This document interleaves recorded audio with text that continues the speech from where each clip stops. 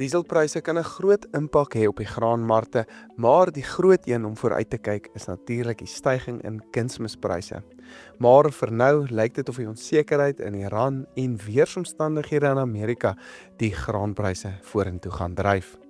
Ons kyk na hierdie en meer in hierdie week se John Deere graanmarkoorsig wat met trots aan jou gebring word deur John Deere en Zematic Irrigation Systems.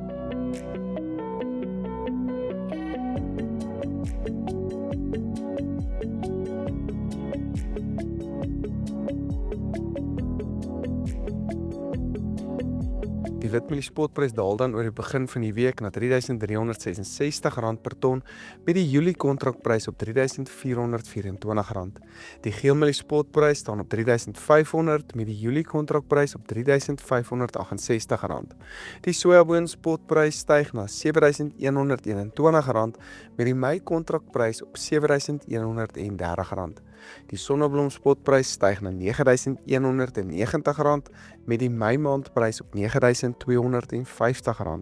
Die koring spotprys het ook gedaal na R5.944 met die Desemberprys op R5.995. Die sorghum invoerpariteitsprys geland in Durban staan tans op R4.496, uitgedopte Argentynse grondbone op R24.363 met die katoenprys hoër op R10.160 per ton. As jy ons reeds volg op YouTube of op Facebook, baie dankie vir jou ondersteuning, jy maak hierdie werklik vir ons moontlik. Maar as jy ons nog nie volg nie, maak asseblief gou seker, dit kos jou niks nie en dit help ons regtig om week na week hierdie onafhanklike landbouanalises en markinsigte met jou te kan deel. So baie dankie vir jou ondersteuning. In die plaaslike mark het ons laasweek die tweede oeskatting vir die somergrane gesien en soos ek in my vorige video's dan ook genoem het ek wel 'n hoër skatting verwag. Mielies is opwaarts aangepas na 16.5 miljoen ton wat sowat 2.3% hoër is as die eerste skatting. Wit mielies het veral sterk gestyg, byna 3% hoër na 8.75 miljoen ton, terwyl geel mielies ook op is na 7.75 miljoen ton. Wit mielies lyk dus duidelik baie beter hierdie seisoen, hoofsaaklik weens beter en meer tydige reën. Geel mielies bly egter onder verlede jaar se oeskatting met skade wat reeds in sommige areas sigbaar is, veral na die oostelike produksieareas. Maar dit bly steeds 'n groot mielieoes. Saam met laas jaar se oordragsvoorrade beteken dit dat ons waarskynlik diepsee uitvoere gaan moet sien hierdie seisoen. En dit sien ons reeds in die pryse.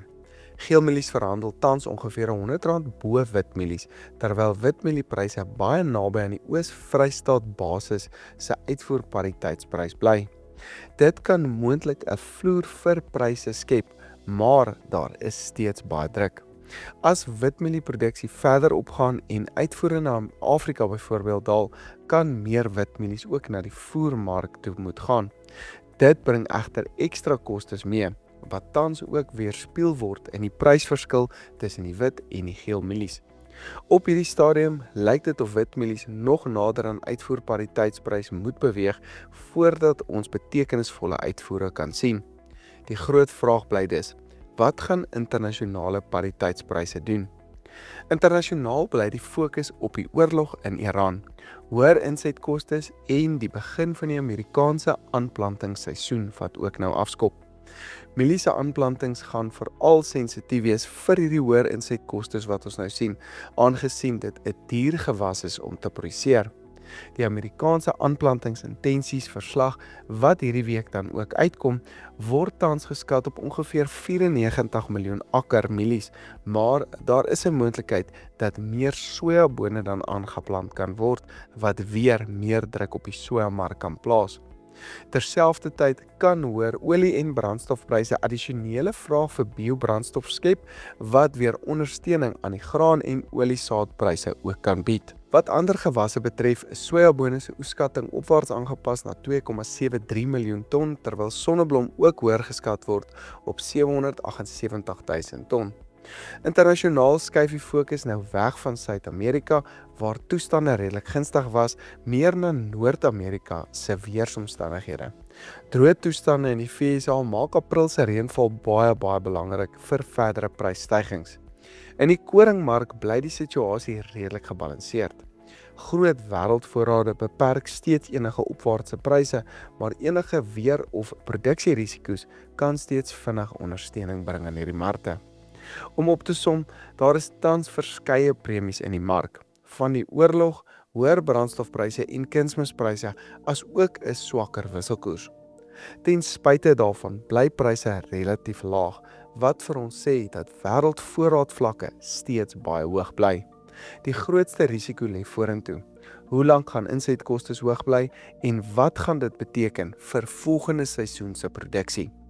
As ons na 'n praktiese voorbeeld kyk, 'n brandstofstygings van R10 per liter kan maklik sowat R1000 per hektaar byvoeg. Voeg daarbey 'n moontlike 30% stygings in kunsmis en ons kyk na ongeveer R2500 per hektaar ekstra kostes. Dit is 'n betekenisvolle toename en kan 'n groot rol speel in toekomstige produksiebesluite en uiteindelik ook pryse. Dit is dan ongeveer R416 per ton as jy na 6 ton per hektaar opbrengs kyk.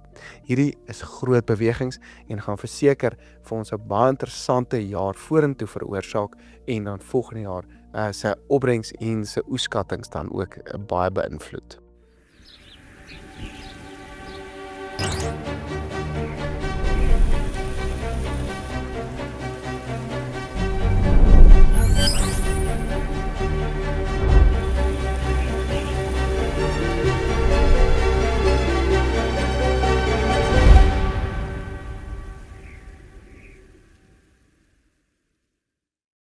Hierdie week se John Deere graan markoorsig word met trots moontlik gemaak deur John Deere en Zematic Irrigation Systems. Baie dankie dat jy ingeskakel het en sien julle weer volgende week.